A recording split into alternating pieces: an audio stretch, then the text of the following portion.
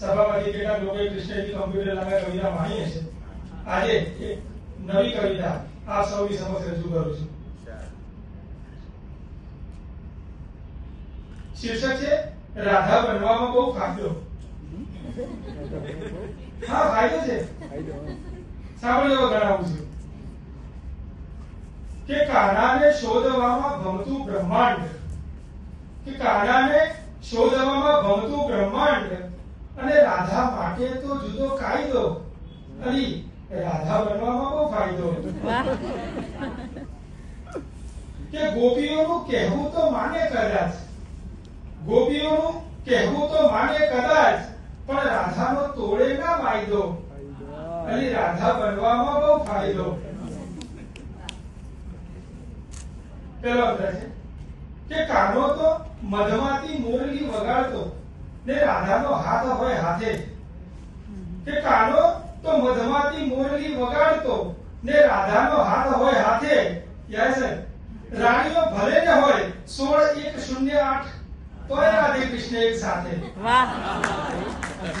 કે રાણીઓ ભલે ને હોય 16,108 તોય રાધે કૃષ્ણ એક સાથે. કે પટરાની રૂક્ષમણી છોને કહેવાય, પણ રાધા માટે તો અલાયદો. અલી રાધા બનવામાં બહુ ફાયદો. બીજો અંતર છે કે મીરાના ઘૂંઘરૂમાં રૂમઝૂમતો કાન અને ગોપીઓની ગાગરથી છલકે. કે મીરાના ઘૂંઘરૂમાં રૂમઝૂમતો કાન અને ગોપીઓની ગાગરથી છલકે.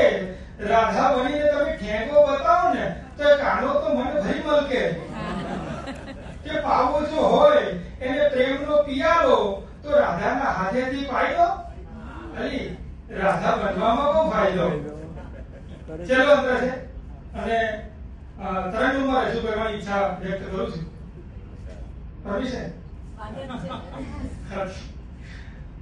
કે ગીતાનું જ્ઞાન તો પંડિતને આવડે ને પૂજા પૂજારીને સોંપો.